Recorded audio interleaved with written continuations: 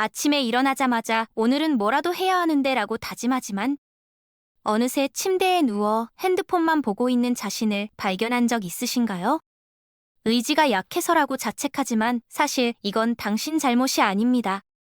뇌가 보내는 강력한 신호거든요. 몸무게의 2%에 불과한 뇌가 전체 에너지의 20%를 잡아먹는 에너지 괴물이라는 사실 알고 계셨나요? 뇌는 지금 이 순간에도 에너지를 아끼기 위해 당신의 행동을 막고 있습니다. 오늘은 뇌과학으로 무기력의 정체를 밝히고 다시 움직일 수 있는 구체적인 방법을 알려드리겠습니다. 먼저 이 사실을 받아들이셔야 합니다. 당신이 게으른 게 아니라 뇌가 원래 그렇게 설계됐다는 겁니다. 우리 조상들은 먹을 게 부족한 환경에서 살았거든요. 언제 사냥감을 만날지, 언제 과일나무를 발견할지 알 수 없었던 시대였죠. 그래서 뇌는 철저하게 에너지를 아끼는 방향으로 진화했습니다. 불필요한 움직임은 곧 생존 위협이었으니까요. 문제는 지금이 2025년이라는 겁니다. 편의점이 24시간 열려있고 배달 앱 하나면 30분 안에 음식이 오는 세상이죠. 하지만 당신의 뇌는 여전히 1만 년 전 설정값을 유지하고 있습니다. 새로운 프로젝트를 시작하려고 할 때 뇌는 이렇게 판단하는 겁니다. 이거 에너지 낭비 아니야? 그냥 가만히 있는 게 안전해. 실제로 뇌 과학자들이 측정해보니 새로운 일을 시작하기 직전 뇌의 스트레스 호르몬 수치가 급증했습니다. 아직 아무것도 안 했는데 말이죠. 30대 직장인 김대리 이야기를 들어볼까요? 퇴근 후 영어 공부를 시작하려고 책상 앞에 앉았는데 갑자자 온몸이 납덩이처럼 무겁고 눈꺼풀이 감기더랍니다. 5분도 안 돼서 핸드폰을 손에 쥐고 유튜브를 보고 있었죠. 본인은 역시 난 의지가 약해라고 자책했지만 사실은 뇌가 강력하게 제동을 건 겁니다. 오늘 회사에서 이미 충분히 에너지 썼어. 더 이상은 무리야. 이게 뇌의 솔직한 반응이었던 거죠. 당신 잘못이 아닙니다. 더 충격적인 건 뇌가 실제 위험과 상상 속 위험을 구분 못한다는 사실입니다. 사자가 달려오는 것과 내일부터 운동 시작이라는 생각이 뇌에게는 비슷한 위협 수준이거든요. 말도 안 되는 것 같지만 MRI 촬영 결과 실제로 같은 뇌 영역이 활성화됐습니다. 뇌는 철저하게 안정성을 추구하는 기관이에요. 예측 가능한 패턴을 좋아하고 낯선 것은 본능적으로 거부하죠. 그래서 운동 계획을 세우는 순간 뇌는 경보를 울립니다. 위험해, 에너지 손실 예상, 회피해. 그럼 우리는 어떻게 반응할까요? 즉시 안전한 자극을 찾기 시작합니다. SNS 피드를 무한 스크롤하거나 넷플릭스 자동 재생에 몸을 맡기는 거죠. 이미 익숙한 행동이니까 뇌가 허락하는 겁니다.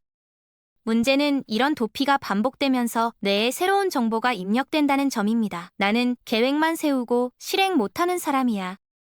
이 문장이 뇌 속에 저장되는 순간 정체성이 바뀌어 버립니다. 처음엔 그냥 하루 이틀 미룬 것뿐인데 어느새 스스로를 의지력 없는 사람으로 정의하게 되는 거예요. 그리고 그 정체성에 맞춰 행동하게 됩니다. 심리학에서는 이걸 자기 충족적 예언이라고 부르죠. 한번 고착화된 습관은 콘크리트처럼 단단해져서 변화를 더욱 어렵게 만듭니다.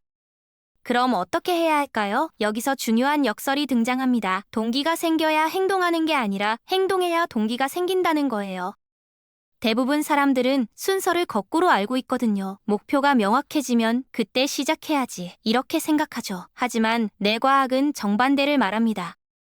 시작하지 않으면 목표 자체가 선명해지지 않는다는 겁니다. 실제로 작년에 비싼 다이어리를 사서 10개 목표를 빼곡히 적어놓은 사람들을 추적 조사했어요. 3개월 뒤 결과가 어땠을까요? 87%가 하나도 실행하지 못했습니다. 왜냐하면 거창한 계획은 뇌에게 엄청난 부담으로 다가오거든요. 이걸 다 해야 한다고? 불가능해. 즉시 방어 모드에 돌입하는 겁니다. 반면 뇌의 도파민 시스템은 실제로 몸이 움직일 때만 작동합니다. 가만히 앉아서 아무리 좋은 생각을 해도 도파민은 한 방울도 안 나와요. 이건 마치 자전거와 같습니다. 페달을 밟아야 균형이 잡히잖아요. 정지 상태에서는 아무리 핸들을 꽉 잡아도 쓰러질 수밖에 없죠. 행동도 똑같습니다. 일단 움직여야 방향이 보이고 방향이 보여야 동기가 따라오는 겁니다. 재미있는 실험이 하나 있습니다. 한 그룹에게는 운동의 장점을 30분간 교육했어요. 다른 그룹에게는 그냥 운동복만 입어보세요 라고 했죠. 결과는 충격적이었습니다. 운동복 입은 그룹의 실제 운동 실행률이 3배나 높았거든요. 생각이 아니라 행동이 진짜 변화를 만든다는 증거입니다. 그렇다면 구체적으로 뭘 해야 할까요? 의지를 불태우려고 하지 마세요. 그건 내가 가장 싫어하는 방식이거든요.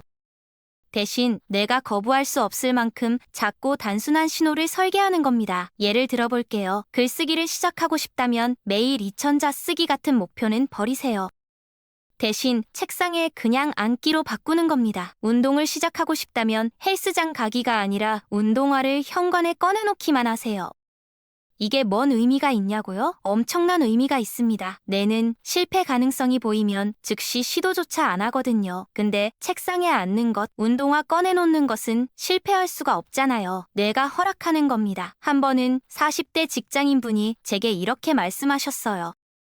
독서 습관을 만들고 싶은데 도무지 안 되더라고요. 그래서 물었죠. 책을 펴보기만 해보셨어요? 처음엔 황당해 하셨지만 실천해보니 신기한 일이 벌어졌답니다.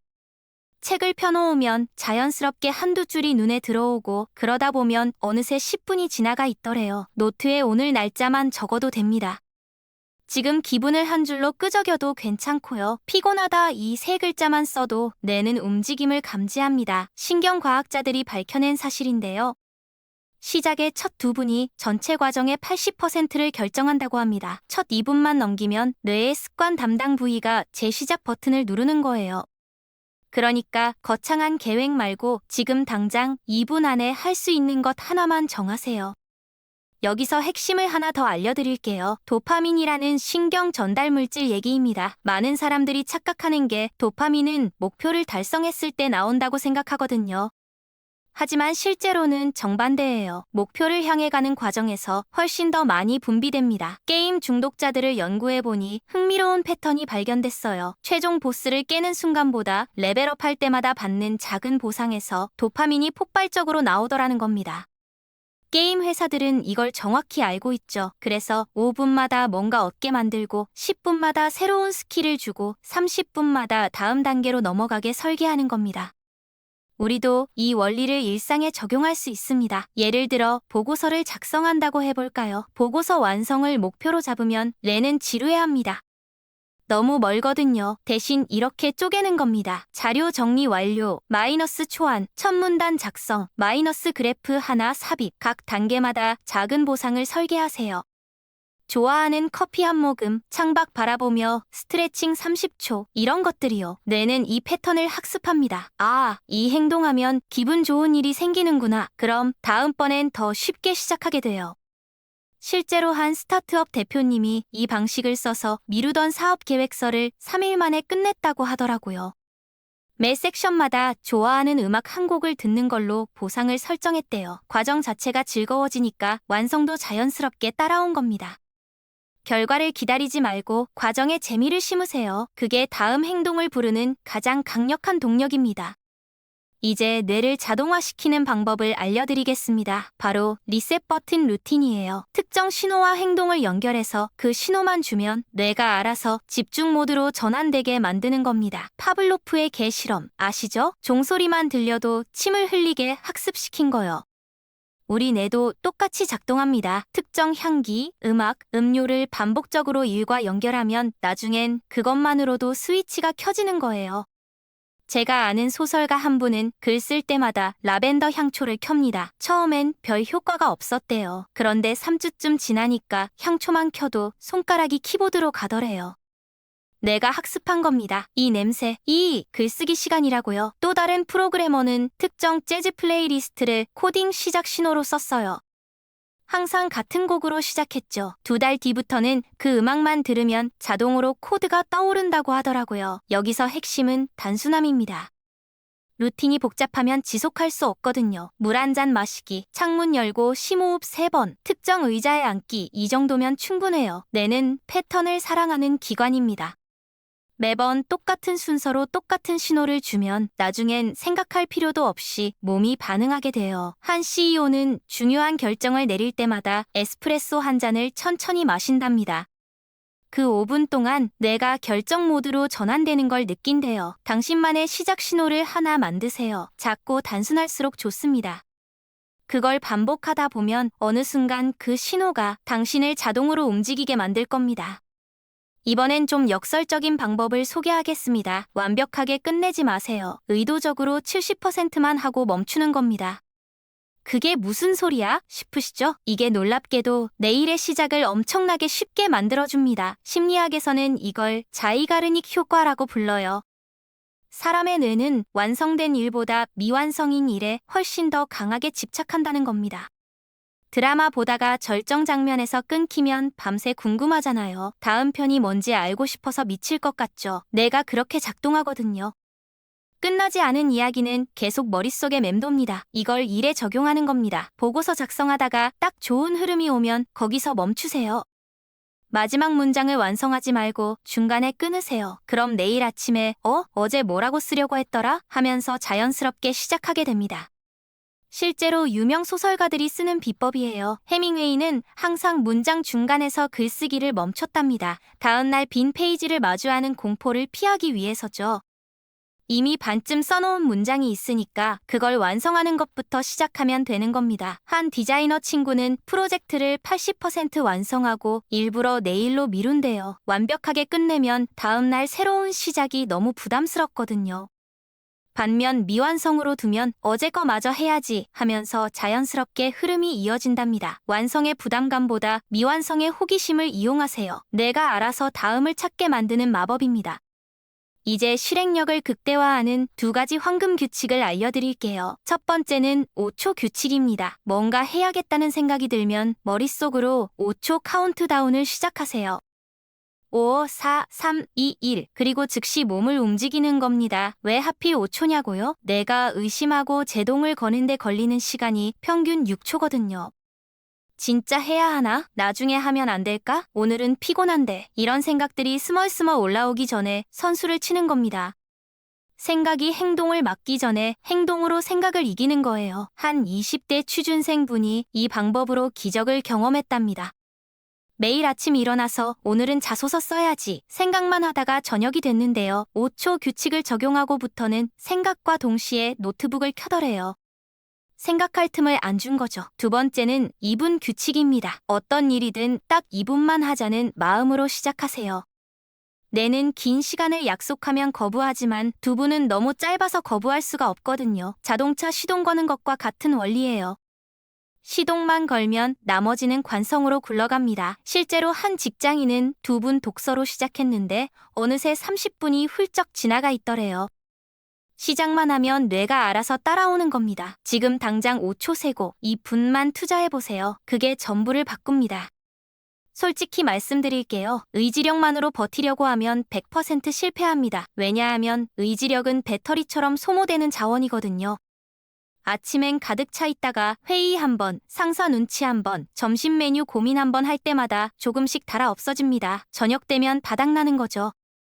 그러니까 의지력에 기대지 말고 환경을 바꾸는 겁니다. 하고 싶은 일은 무조건 쉽게 만들고 하지 말아야 할 일은 어렵게 만드세요. 독서 습관을 들이고 싶다면 책을 침대 바로 옆에 놓으세요. 손만 뻗으면 잡히게요. 반대로 유튜브를 덜 보고 싶다면 리모컨 건전지를 빼서 서랍 깊숙이 넣어두세요. TV 켜려면 일어나서 서랍 열고 건전지 찾아야 하잖아요. 그 5초의 불편함이 행동을 막습니다. 한 30대 프리랜서는 핸드폰 충전기를 거실에만 두더래요. 침실에선 충전이 안 되니까 자연스럽게 핸드폰을 멀리하게 됐대요. 그리고 이것도 기억하세요. 완벽한 타이밍은 절대 안 옵니다. 다음 주 월요일부터, 다음 달부터, 새해부터 이런 거 다 핑계예요. 지금 당장 1%라도 시작하는 환경을 만드세요. 실패해도 괜찮습니다. 단, 이틀 연속은 절대 거르지 마세요. 하루 쉬는 건 휴식이지만 이틀 연속 쉬면 습관이 끊어지거든요. 달력에 체크 표시를 하세요. X자를 그어가며 연속 일수를 세는 겁니다. 뇌는 그 줄이 끊기는 걸 싫어해요. 시각적으로 보이니까 성취감도 느끼고 계속 이어가고 싶은 욕구도 생깁니다. 마지막으로 가장 중요한 이야기를 하겠습니다. 무기력의 진짜 원인은 당신이 아무것도 안 해서가 아니에요. 자책하는 그 마음 때문입니다.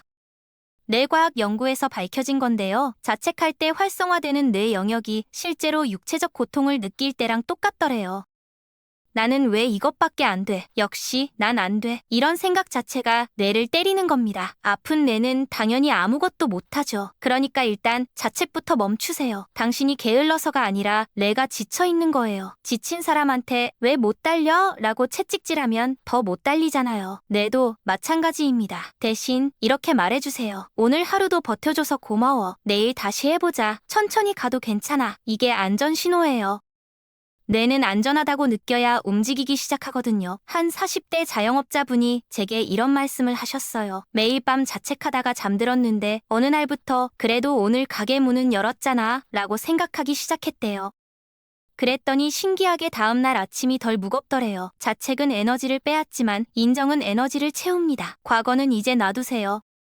어제 뭘 못했는지는 중요하지 않아요. 오직 지금 이 순간 당장 할 수 있는 딱 한 가지만 보세요. 창문 열기, 물 한 잔 마시기, 스트레칭 한 번, 이 정도면 충분합니다.